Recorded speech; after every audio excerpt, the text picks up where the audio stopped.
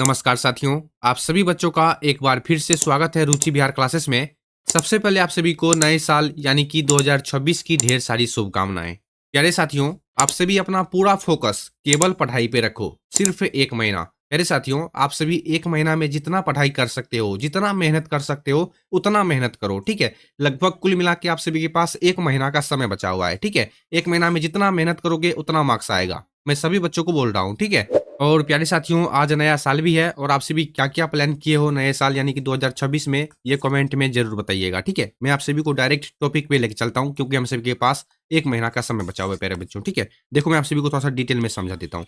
देखो प्यारे बच्चों, अगर आप आर्ट्स के विद्यार्थी हैं, चाहे साइंस के विद्यार्थी हैं, चाहे फिर कॉमर्स के विद्यार्थी हैं, ठीक है? ये वीडियो तीनों के लिए बहुत ही ज़्यादा इम्पोर्टेंट है, बहुत ही ज़्यादा, यानी कि मोस्ट इम्पोर्टेंट। क्यों? अब देखो, मेरे बच्चों, इस क्लास में मैं आप सभी को पूरे किताब से यानी कि 12th क्लास के हिंदी से पूरे किताब से, प्यारे बच्चों, दिगंत भाग 2 से पूरे हिंदी में जितना भी चैप्टर है, सभी चैप्टर से मोस्ट इंपोर्टेंट ऑब्जेक्टिव क्वेश्चन आज के इस वीडियो में मैं दिखाऊंगा आप सभी को, ठीक है? कुल मिला के आप सभी को 50 या फिर 100 ऑब्जेक्टिव क्वेश्चन दिखाऊंगा, जो कि 2026 बोर्ड एग्जाम के लिए। आर्ट्स वालों का हिंदी का एग्जाम कब है? 6 फरवरी को है, ठीक है? और साइंस कॉमर्स वालों का 9 फरवरी को है, ठीक है? ये वीडियो जो है प्यारे बच्चों, आज का यह वीडियो, नया साल का वीडियो, ये तीनों के लिए बहुत ही ज़्यादा इंपॉर्टेंट है। एक-एक करके क्वेश्चन को ध्यान से आपको देखना है, ठीक है? ये जितना भी क्वेश्चन आप सभी देख रहे हो, ये जितना भी क्वेश्चन है, ये सभी क्वेश्चन बहुत बार पूछा जा चुका है और 2026 में यानी कि 6 फरवरी को भी और 9 फरवरी को भी पूछा जा सकता है, ठीक है? देखो प्यारे बच्चों, मैं आप सभी के साथ ज़्यादा बातचीत नहीं करूँगा, समय बहुत कम है। आप सभी अच्छे से नया साल भी मना लेना और पढ़ाई भी कर लेना, ठीक है? हम सभी क्लास को शुरू करते हैं। पूरे हिंदी से दिगंत भाग 2 में प्यारे बच्चों जितना भी मोस्ट इंपोर्टेंट क्वेश्चन है पूरा चैप्टर में, ठीक है? सभी चैप्टर में जितना भी मोस्ट इंपोर्टेंट है, सभी क्वेश्चन आपको इसी वीडियो में देखने के लिए मिल जाएगा। दूसरा वीडियो देखने का ज़रूरत नहीं पड़ेगा आपको, ठीक है? पूरे चैप्टर में जितना भी मोस्ट इंपोर्टेंट है, जो कि 6 फरवरी के लिए और 9 फरवरी के लिए इंपोर्टेंट है, सभी क्वेश्चन आपको इसी वीडियो में देखने के लिए मिल जाएगा। तो इसका मतलब वो आपको दूसरा वीडियो देखने का ज़रूरत नहीं पड़ेगा, ठीक है? चलिए हम सभी क्लास को शुरू करते हैं प्यारे बच्चों। देखिएगा सबसे पहला क्वेश्चन क्या है? एक-एक क्वेश्चन को आपको ध्यान से देखना है, ठीक है? आप सभी अपने दोस्तों के पास प्यारे बच्चों क्लास को शेयर जरूर कीजिएगा, ठीक है? ताकि उनका भी कुछ मदद हो जाए। चलिए, चंद्रधर शर्मा गुलेरी किस सदी के प्रमुख लेखक थे? मोस्ट इंपोर्टेंट क्वेश्चन है ये, सभी क्वेश्चन प्यारे बच्चों मोस्ट इंपोर्टेंट। मोस्ट इंपोर्टेंट का मतलब आप सभी अच्छे से जानते ही होंगे, ठीक है? चलिए, क्वेश्चन क्या है? चंद्रधर शर्मा गुलेरी किस सदी के प्रमुख लेखक थे? मालूम है आप सभी को इस क्वेश्चन का सही आंसर क्या होगा? नहीं मालूम होगा, ठीक है? भले ही 2-4 बच्चे को मालूम होगा, लेकिन और सारे बच्चे को, यानी कि और भी बहुत सारे बच्चे को नहीं मालूम होगा, ठीक है? हालाँकि ये क्वेश्चन मोस्ट इंपोर्टेंट है और ये भी क्वेश्चन पूछ सकता है आपको, ठीक है? चंद्रधर शर्मा गुलेरी किस सदी के प्रमुख लेखक थे? तो ऑप्शन नंबर बी, ठीक है? 20वीं सदी के, याद रखिएगा। बहुत बच्चे क्या गलती करते हैं? ऑप्शन नंबर ए में टिक मारते हैं, जो कि गलत है। ऑप्शन नंबर बी प्यारे बच्चों 100% राइट आंसर हो जाएंगे, ठीक है? याद रखिएगा आप सभी। आप सभी याद रखोगे, समय कम है, 1 महीना का समय है, ठीक है? 6 फरवरी को, 9 फरवरी को ही आपको यही सब क्वेश्चन देखने के लिए मिलेगा, ठीक है? चंद्रधर शर्मा गुलेरी किस सदी के प्रमुख लेखक थे? तो option number B right answer हो जाएंगे। याद हो गया? नेक्स्ट क्वेश्चन देखते हैं हम सभी। उसने कहा था कहानी के लेखक कौन है? मोस्ट इंपोर्टेंट, बहुत ही खास क्वेश्चन है प्यारे बच्चों, बहुत ही खास, बहुत बार पूछा जा चुका है, ठीक है? बहुत बार। उसने कहा था, कहानी के लेखक कौन है? प्रेमचंद नहीं होगा, महावीर, क्या लिखा हुआ है, महादेवी वर्मा, ये भी नहीं होगा, चंद्रधर शर्मा गुलेरी होगा? बताइए। जी, ऑप्शन नंबर सी होगा प्यारे बच्चों। आप सभी बच्चों को मालूम होगा, उसने कहा था कहानी के लेखक कौन है? चंद्रधर शर्मा गुलेरी, ठीक है? और उसने कहा था पाठ में क्या होता है? वही लाना सिंह वाला बात है, ठीक है? उसने कहा था कहानी के लेखक कौन है? Chandradhar Sharma Guleri. Option number C होगा राइट आंसर, ठीक है? चलिए, तीसरा क्वेश्चन, बातचीत। देखो प्यारे बच्चों, बातचीत शीर्षक पाठ से, उसने कहा था शीर्षक पाठ से 5-6 ऑब्जेक्टिव क्वेश्चन तो आपको 100% 2026 में 6 फरवरी को, 9 फरवरी को दोनों में देखने के लिए मिल जाएगा। 5-6 ऑब्जेक्टिव क्वेश्चन, इस बात को आपसे भी याद रखिएगा। बातचीत शीर्षक निबंध के अनुसार जो कुछ मवाद, ठीक है, यानी कि कचरा दिमाग में मवाद या फिर धुआं जमा रहता है, वह कैसे निकल पड़ता है? तो बातचीत के जरिए, ठीक है? ऑप्शन नंबर सी होगा राइट आंसर। बहुत ही खास क्वेश्चन है प्यारे बच्चों। बातचीत शीर्षक निबंध के अनुसार जो कुछ मवाद या धुआं जमा रहता है, वो कैसे निकल पड़ता है? तो बातचीत के जरिए ही निकल पाता है। याद रखिएगा, मोस्ट इंपॉर्टेंट है। 4 नंबर, उसने कहा था कहानी के नायक का क्या नाम है?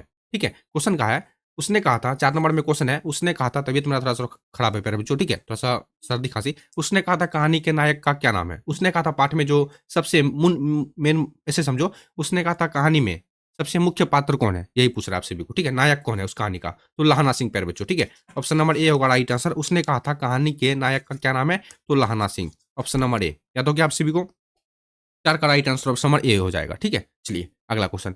संपूर्ण क्रांति का नारा किसने दिया था? मोस्ट इंपोर्टेंट क्वेश्चन प्यारे बच्चों, ये सभी क्वेश्चन मोस्ट इंपोर्टेंट। यहाँ से आप सभी को लगभग मान लो ना, अगर आप सभी को 50 ऑब्जेक्टिव क्वेश्चन दिखाया जाएगा तो इनमें आप सभी को 25 क्वेश्चन देखने के लिए मिलेगा। अगर 100 ऑब्जेक्टिव क्वेश्चन दिखाया जाएगा तो इनमें से 50 क्वेश्चन आपको 2026 में देखने के लिए मिलेगा। ठीक है, 100%, ऐसा नहीं कि 90%, 100%। संपूर्ण क्रांति का नारा किसने दिया था? तो जयप्रकाश नारायण ने दिया था।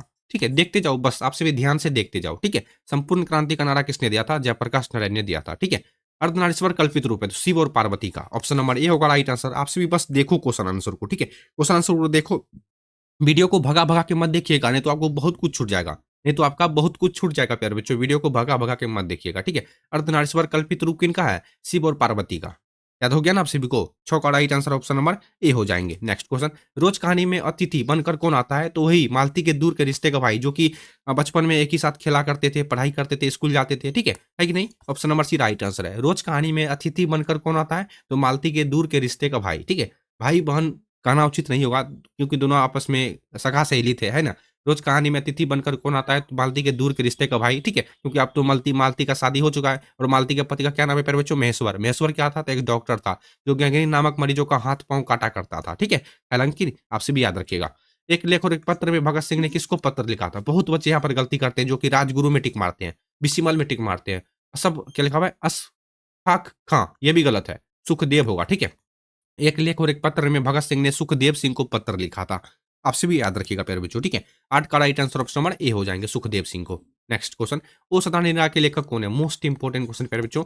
ओ सदा निरा, ओ सदा निरा, ध्यान से देखो। 9 का सही आंसर होगा option number B, Jagdish Chandra Mathur. ठीक है, option number B right answer है। ओ सदा निरा पाठ के लेखक कौन है? जगदीश चंद्र माथुर जी है। ठीक है, आप सभी वीडियो को लाइक प्यारे बच्चों 100% कीजिएगा, बहुत मेहनत से एक वीडियो को तैयार किया जाता है। ठीक है, ओ सदा निरा के लेखक कौन है? जगदीश चंद्र माथुर। एक एक क्वेश्चन को 5 बार पढ़ो, 6 बार पढ़ो, लेकिन याद कर लो। ठीक है, चलिए 10 नंबर, सिपाही की मायकांकी में कुंती कौन है? कुंती। कुंती का नाम जैसे सुनोगे ना तो पड़ोसिन में याद रखिएगा। ठीक है, ऑप्शन नंबर सी पड़ोसिन। सिपाही की मायकांकी में कुंती कौन है? तो पड़ोसिन है। ठीक है, और बिस्नी कौन है? बिस्नी, कमेंट कीजिए आप सभी। बिस्नी माँ है, मानक की माँ, और मुन्नी उनकी बहन है, मानक की बहन है, बिस्नी की बेटी है। समझ गए? सिपाही की मायकांकी में कुंती कौन है? तो पड़ोसिन है, मुन्नी की पड़ोसिन है। ठीक है, प्रगीत और समाज किस विधा की रचना है? प्रगीत और समाज, जैसे मान लो प्यारे बच्चों, बातचीत शीर्षक पाठ क्या है? तो एक ललित निबंध है कि नहीं? प्रगीत और समाज, वही ठीक उसी तरह से ये भी क्वेश्चन है, प्रगीत और समाज किस विधा की रचना है? आलोचनात्मक निबंध, या फिर आलोचना, या फिर जीवनी, या फिर आत्मकथा? जी हाँ, बताइए प्यारे बच्चों। 11 का सही आंसर ऑप्शन नंबर बी होगा, आलोचना है। ठीक है, option number B right answer है। प्रगीत और समाज किस विधा की रचना है? आलोचना, ऑप्शन नंबर बी। जूठन क्या है? जूठन कहानी है, शब्द चित्र, या फिर आत्मकथा, या फिर उपन्यास? बताइए, जूठन पाठ क्या है? 12 का राइट आंसर होगा ऑप्शन नंबर सी, आत्मकथा। ठीक है, option number C 100% right answer है प्यारे बच्चों। आप सभी अच्छे से देखो क्वेश्चन आंसर को।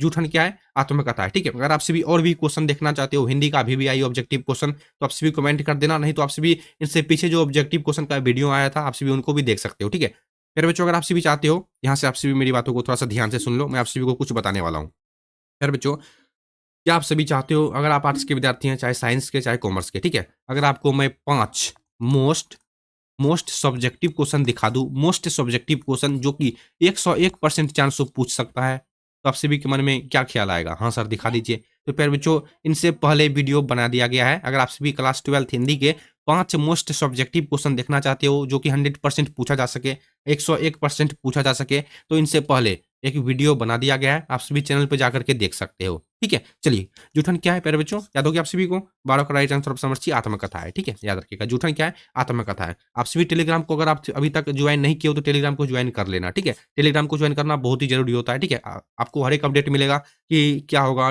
कल क्लास होगा कि कल क्लास नहीं होगा। ठीक है, जूठन क्या है? तो एक आत्मकथा है, याद रखिएगा आप सभी। हंसते हुए मेरा अकेलापन के लेखक कौन है? हंसते हुए मेरा अकेलापन के लेखक है मलयच। ठीक है, ऑप्शन नंबर बी प्यारे बच्चों, बहुत ही राइट आंसर है, याद रखिएगा, 100% राइट आंसर है। हंसते हुए मेरा अकेलापन के लेखक कौन है? 13 का सही आंसर क्या होगा? बी होगा, मलयच होगा। ठीक है, 14, तिरिच कहानी के कहानीकार कौन है? तिरिच क्या है?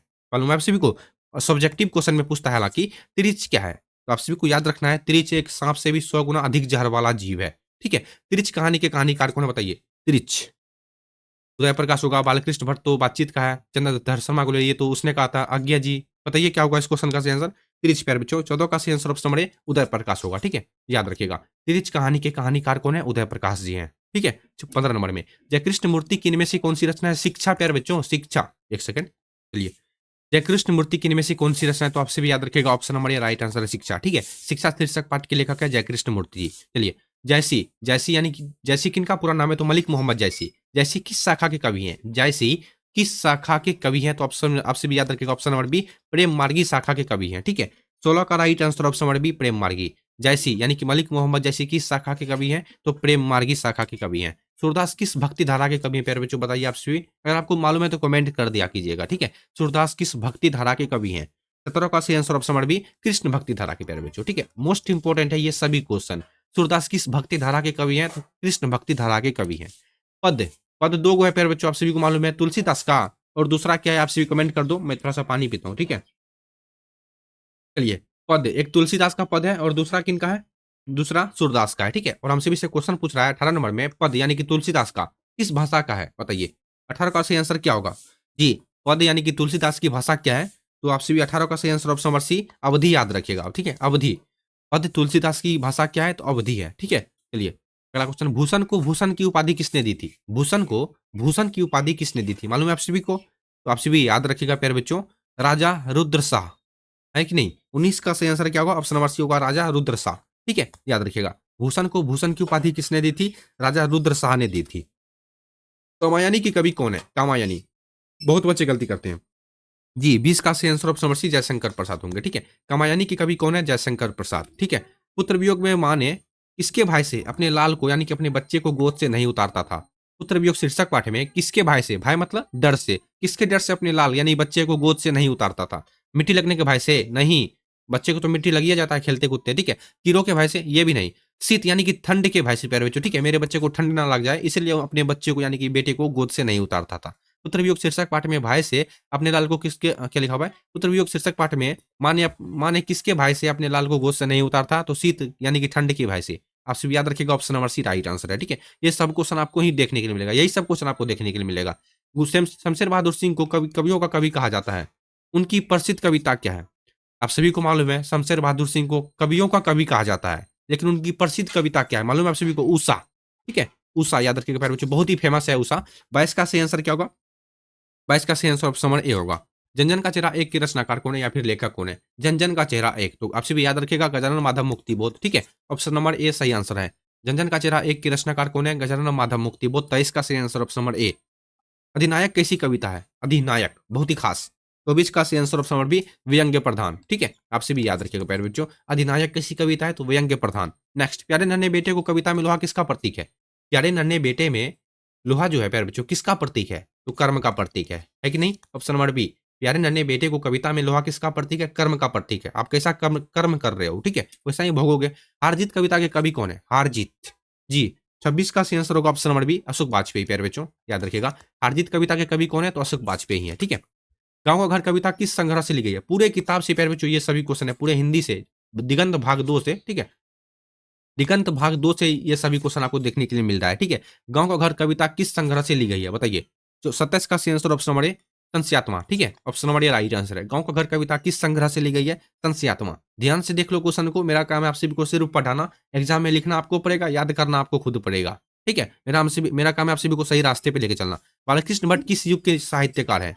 तो आप सभी याद रखिएगा भारतेंदु युग के, ठीक है। बालकृष्ण भट्ट किस युग के साहित्यकार हैं? भारतेंदु युग के साहित्यकार हैं। लाला सिंह के मामा कहाँ के रहने वाले थे? तो अमृतसर के रहने वाले थे, है कि नहीं? लाला सिंह के मामा कहाँ के रहने वाले थे? अमृतसर के, ठीक है। और ये जो क्वेश्चन है उसने खाता पाठ से लिया गया है, जिनके लेखक है चंद्रधर शर्मा गुलेरी जी, याद रखिएगा। लाला सिंह के मामा कहाँ के रहने वाले थे? अमृतसर के रहने वाले थे। मालती के पति का क्या, देखो ये भी क्वेश्चन पूछ लिया। मालती का पति का नाम था प्यारे बच्चों महेश्वर, जो कि एक डॉक्टर था, ठीक है। Option number C right answer है, जो कि एक डॉक्टर था, जो रोज अपने समय पर दफ्तर आया जाया करता था, रोज गैंग्रीन नामक मरीजों का हाथ पांव चीरा फाड़ा करता था। मालती के पति का नाम क्या था? तो महेश्वर था। ओ सदानीरा किस विधा की रचना है? ओ सदानीरा, ओ सदानीरा कहानी है, निबंध है, नाटक या फिर यात्रा वृत्तांत? बताइए। ओ सदानीरा किस विधा की रचना है? 31 का सही आंसर ऑप्शन नंबर बी निबंध है प्यारे बच्चों, ठीक है। Option number B 100% right answer है प्यारे बच्चों, आपसे भी देखते जाओ बस, ठीक है। ओ सदानीरा किस विधा की रचना है? तो एक निबंध है। नेक्स्ट, मुन्नी कारगाड़ी, कारगाड़ी का मतलब क्या हुआ? यानी कि डाक गाड़ी, ऐसे समझो आप, डाक गाड़ी, ठीक है। पहले के जमाने में प्यारे बच्चों डाक गाड़ी नहीं होता था, ठीक है। पहले के जमाने में ईमेल और जीमेल एसएमएस व्हाट्सएप कुछ नहीं होता था, पहले के जमाने में डाक गाड़ी ही होता था, आपको भी मालूम होगा, ठीक है। मुन्नी डाक गाड़ी, अगर आपसे भी कोई से भी पूछ सकता है, मुन्नी डाक गाड़ी के पीछे क्यों भागती है, या फिर चिट्ठी गाड़ी के चिट्ठी यानी कि गाड़ी के पीछे क्यों भागती है, ठीक है, ऐसे समझो आपसे, मुन्नी डाक गाड़ी के पीछे क्यों भागती है? तो आपसे भी याद रखिएगा चिट्ठी लेने के लिए, ठीक है। ये जो क्वेश्चन है प्यारे बच्चों, मुन्नी डाक गाड़ी के पीछे क्यों भागती है? यहाँ पर चिट्ठी, मंगलवार को ही आता था, ठीक है, मंगलवार को ही चिट्ठी आता था, ऐसा नहीं कि रविवार सोमवार को भी चिट्ठी देखने के लिए मिल जाता था, सिर्फ मंगलवार को ही चिट्ठी आया करता था, ठीक है, जो कि सभी को इंतजार होता था कि मेरा बेटा का चिट्ठी कब आएगा, मैं उनका चिट्ठी देखूंगा कि वो कैसा है, वे अच्छा है कि नहीं है कि नहीं। मुन्नी डाकघर के पीछे क्यों जाती है, तो चिट्ठी लेने के लिए जाती है, जो कि चिट्ठी आया ही नहीं था, ठीक है। ऑप्शन नंबर सी होगा राइट आंसर। 33, नामवर सिंह के गुरु कौन थे, नामवर सिंह के गुरु कौन थे। 33 का सही जवाब होगा ऑप्शन नंबर बी, ठीक है, हजारी प्रसाद द्विवेदी। याद रखिएगा, नामवर सिंह के गुरु कौन थे, हजारी प्रसाद द्विवेदी। त्रिच क्या होता है, तो जहरीले लिजार्ड, जिसे हम सभी विसापर बोलते हैं, ठीक है, ऑप्शन नंबर बी सही आंसर है। त्रिच क्या है, जहरीले सांप मत टिक मारिएगा, ठीक है, जहरीले लिजार्ड, ऑप्शन नंबर बी होगा सही आंसर पे बच्चों, ठीक है। चलिए, पद्मावत किसकी रचना है, पद्मावत जयसी सूरदास तुलसीदास या फिर कबीरदास, बताइए पद्मावत किसकी रचना है। तो 35 का सही answer option number A Malik Mohammad Jayasi की रचना है, ठीक है। पद्मावत किसकी रचना है, तो मलिक मोहम्मद जैसी की रचना है। तुलसीदास का दूसरा नाम क्या है, बहुत ही खास क्वेश्चन प्यारे बच्चों, ऑप्शन नंबर बी राम बोला है, ठीक है, याद रखिएगा, आपसे ऑप्शन नंबर बी होगा। तुलसीदास का पूरा नाम, सॉरी, तुलसीदास का मूल नाम क्या है, तो राम बोला, ठीक है। भूषण के प्रिय नायक कौन है। 37 नंबर में क्वेश्चन क्या है, क्वेश्चन को ध्यान से देखो, भूषण के प्रिय नायक कौन है, तो छत्रपति शिवाजी और छत्रसाल, ठीक है, ऑप्शन नंबर बी होगा सही आंसर। भूषण के प्रिय नायक कौन है, छत्रपति शिवाजी और छत्रसाल। नेक्स्ट, सुभद्रा कुमारी चौहान की लिखी कविता कौन सी है, तो प्यारे नन्हे बेटे को, है कि नहीं, ऑप्शन नंबर ए होगा। 38 का सही आंसर ऑप्शन नंबर ए प्यारे नन्हे बेटे को। सुभद्रा कुमारी चौहान की लिखी कविता कौन सी है इनमें से, तो प्यारे नन्हे बेटे को, ठीक है। चलिए याद रखिएगा। 39 नंबर में है, ज्ञानेंद्र पति को किस रचना का साहित्य अकादमी पुरस्कार मिला। ज्ञानेंद्र पति को किस रचना पर साहित्य अकादमी पुरस्कार मिला, ज्ञानेंद्र पति को। कंस्यात्मा, कवि ने कहा, भिनासार, ठीक है, या फिर शब्द लिखने के लिए ही यह कागज बना है, बताइए क्या हुआ। ज्ञानेंद्र पति को किस रचना पर प्यारे बच्चों साहित्य अकादमी पुरस्कार प्राप्त हुआ था। 39 का सही आंसर ऑप्शन नंबर ए कंस्यात्मा होगा, ठीक है। ज्ञानेंद्र पति को किस रचना पर साहित्य अकादमी पुरस्कार मिला था, कंस्यात्मा पर, ठीक है। सिपाही की मां एकांकी के अनुसार लड़ाई कहां हो रही थी, वर्मा में, ऑप्शन नंबर बी होगा सही आंसर। सिपाही की मां एकांकी के अनुसार लड़ाई कहां हो रही है, तो वर्मा में हो रही है। जयप्रकाश नारायण को किसका दलाल कहा गया है, रूस का नहीं, ब्रिटेन का भी नहीं, जापान का भी नहीं, लेकिन अमेरिका का कहा गया है, ठीक है, याद रखिएगा। जयप्रकाश नारायण को किसका दलाल कहा गया है, तो अमेरिका का दलाल कहा गया है, ठीक है। 42, रघुवीर सहाय का जन्म स्थान कहाँ है, बताइए रघुवीर सहाय का जन्म स्थान कहाँ पर है। 42 का सही answer option number B Lucknow प्यारे बच्चों, ठीक है, लखनऊ, लखनऊ जो कि उत्तर प्रदेश में है, और इनका जन्म भी हुआ था, ठीक है, याद रखिएगा उत्तर प्रदेश। रघुवीर सहाय का जन्म स्थान कहाँ पर है, ऑप्शन नंबर बी सही आंसर है, लखनऊ उत्तर प्रदेश में, ठीक है, आपसे भी याद रखिएगा। 43, अज्ञा, अज्ञा जी का पूरा नाम है, क्वेश्चन यही पूछ रहा है, अज्ञा का पूरा नाम क्या है, तो सच्चिदानंद हीरानंद वात्स्यन अज्ञा, ठीक है, ऑप्शन नंबर ए सही आंसर हो जाएंगे। अज्ञा जी का पूरा नाम है Sachchidanand Hiranand Vatsyayan Agyeya, option number A 43 का। 44, भक्तकाल के रचयिता कौन है, भक्तमाल के रचयिता कौन है, सॉरी, भक्तमाल के रचयिता कौन है, क्वेश्चन ये था, ठीक है, कोई बात नहीं, थोड़ा सा मिस्टेक हो जाता है। भक्तमाल के रचयिता कौन है, नाभादास, सूरदास, तुलसीदास या फिर कबीरदास। जी, 44 का सही आंसर ऑप्शन नंबर ए होगा, नाभादास प्यारे बच्चों, ठीक है। 44 का सही आंसर क्या होगा, ऑप्शन नंबर ए होगा राइट आंसर। भक्तमाल के रचयिता कौन है, नाभादास जी है। मुक्तिबोध का जन्म कहां पर हुआ था, श्योपुर ग्वालियर, ठीक है, ऑप्शन नंबर बी होगा सही आंसर, अच्छे से देख लो प्यारे बच्चों। 45 का सही answer option number B Sheopur Gwalior, जो कि मध्य प्रदेश में पड़ता है, ठीक है, मैं लिख देता हूं मध्य प्रदेश, आपसे भी याद रखिएगा। मुक्तिबोध का जन्म कहां पर हुआ था, श्योपुर ग्वालियर, जो कि मध्य प्रदेश में है। अशोक वाजपेयी का जन्म कब हुआ था, बताइए अशोक वाजपेयी का जन्म कब हुआ था। 46 का राइट आंसर ऑप्शन नंबर ए होगा 16 जनवरी 1941 को, ऑप्शन नंबर ए, ठीक है, याद रखिएगा, ऑप्शन नंबर ए। अशोक वाजपेयी का जन्म कब हुआ था, 16 जनवरी 1941 को हुआ था। उषा का जादू कब टूटता है, तो सूर्योदय होने के पर, ऑप्शन नंबर सी। उषा का जादू कब टूटता है, तो सूर्योदय होने पर टूटता है, ठीक है। अच्छे से क्वेश्चन को देख लो, 50 क्वेश्चन दिखाऊंगा आप सभी को। प्रेमचंद क्या थे, प्रेमचंद फिल्मीकार या फिर कथाकार या फिर संगीतकार या फिर गायक, बताइए। 48 का right answer option number B कथाकार थे प्यारे बच्चों, ठीक है, कथाकार। प्रेमचंद्र क्या थे, एक कथाकार थे, ठीक है। नाभादास किसके समकालीन थे, नवदास, ठीक है, यहाँ पर नाभादास होगा, कोई बात नहीं, आपसे भी याद रखिएगा, ठीक है, नाभादास, ठीक है। क्वेश्चन है, नाभादास किसके समकालीन थे, जी 49 का सही answer option number C Tulsidas के समकालीन थे प्यारे बच्चों, ठीक है, याद होगी आप सभी को। नाभादास किसके समकालीन थे, तुलसीदास के समकालीन थे।